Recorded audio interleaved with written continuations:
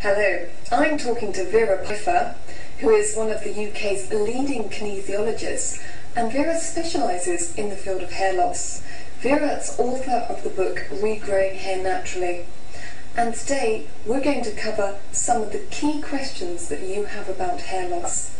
Vera, how long have you been practising in the field of hair loss, Vera? I've been practising, researching and treating people for hair loss problems for the last 10 years. Okay, and what is the difference between hair loss and alopecia? The difference between hair loss and alopecia, there isn't really a difference. It both means hair loss.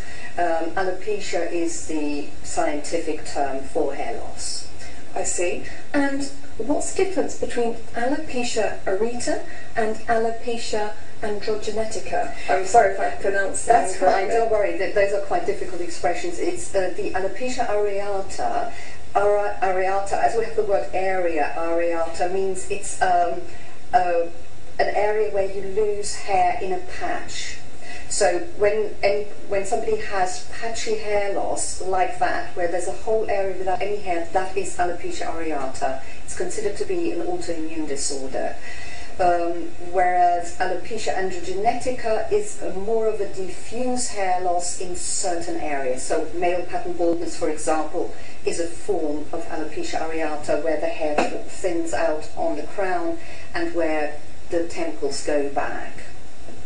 Okay, I see. And how much hair loss is natural? How many hairs a day should we lose? Well, generally it is thought that between 70 and 100 hairs a day is normal. But, you know, it depends very much on what your personal normal hair loss is. So, for example, if your normal hair loss as an individual is 40 a day, then for you 70 would already be too much. So if you lost 70 hairs a day, for you that would signify there is something not quite right that needs looking at. But on average, between 70 and 100 is normal. I see. And when a woman has a baby, on a lot of occasions afterwards the hair can start thinning. Is this natural? Yes, it can happen. Usually the hair will start growing again after a while. But if it doesn't, if there is, say, a year after the woman has had the baby, the hair is still not growing back properly, then it needs looking into. Right, right. In men, sometimes they may find a small bald patch. Is this normal? Should they be doing anything?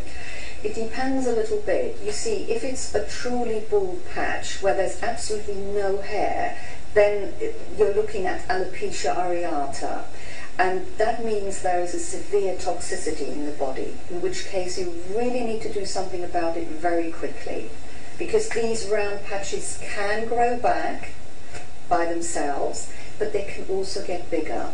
And because it's a problem with a toxicity in the body, it needs addressing anyway, so you really have to do something. Whereas if the patch still has some hair in it, then it's probably male pattern baldness, which is also a toxicity problem, but it's not so urgent because the toxicity levels aren't so high. Right, right. And if a man in his mid-20s starts losing his hair and it starts receding at the temples, is there anything he can do about this to stop it? Yes, there is, and it is very important that he actually goes and does something about it, because, you know, hair loss in men occurs because, say, the body gets too acidic, eating the wrong foods, they might have metal toxicity, and so on. If this starts very early on in life, it means that the toxicities, the poisons in the body, the acidity in the body has already built up at a very young age.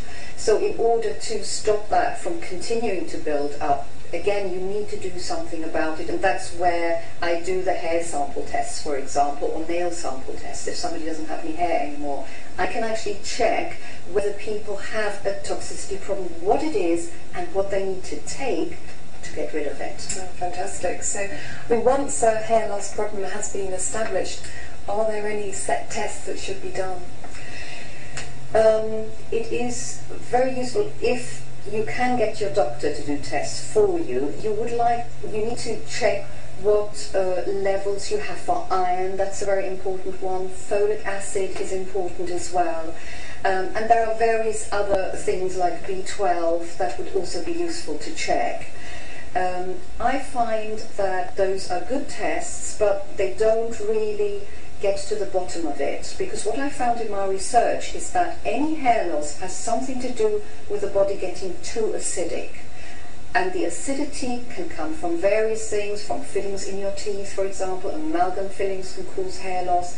It can be, if you're eating a lot of fish can have a lot of mercury in it, which can cause hair loss. There are various different sources, and I've got lots of test kits to check what is actually at the bottom of your particular hair loss. Fantastic. There's been a lot of media coverage about Gail Porter's case. I mean, is this normal? Well, in a way, I was very glad there was a lot of coverage about it, because these are clients like Gail Porter who I see every day at my practice. And usually if the media report about it, they always say there's nothing that can be done about it. But it is just not correct. Even if somebody's lost all their hair, the hair can grow back, but you have to find out what it was that causes the acidity in the body and the toxicity in the body, and what you need to take. And there are natural remedies for that, which can make the hair grow back, even if all the hair has fallen out. Well, that's so reassuring to know. And if someone's hair is very thin, but they don't want to wear a wig, is there anything they can do? Yes, these days there are lots of good things that you can do. There are certain type of microfibers which are like a powder, and you can actually just distribute them on the scalp, which gives the appearance of the hair being fuller. That can work very well for some people. Also, extensions can sometimes be a good way forward.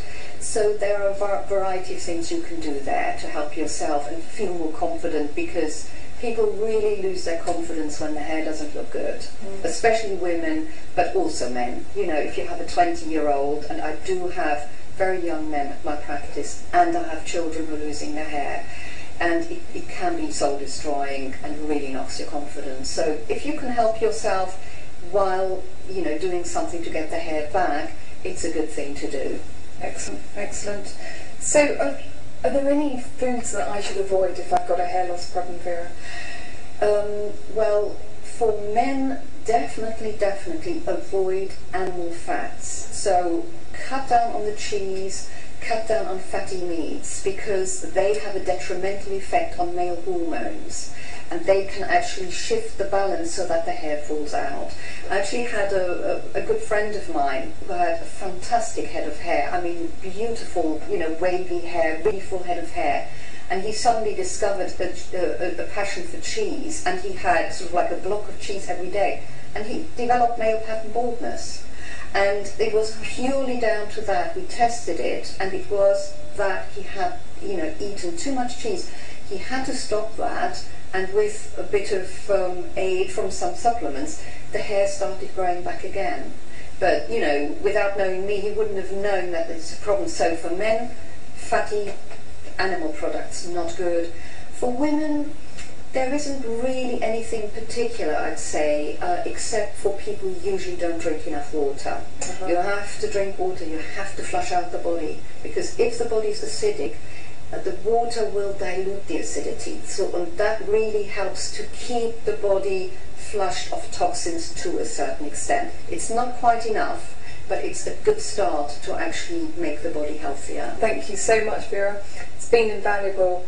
And if you want to know more about hair loss and how you can remedy this naturally, then go to Regrowing Hair Naturally.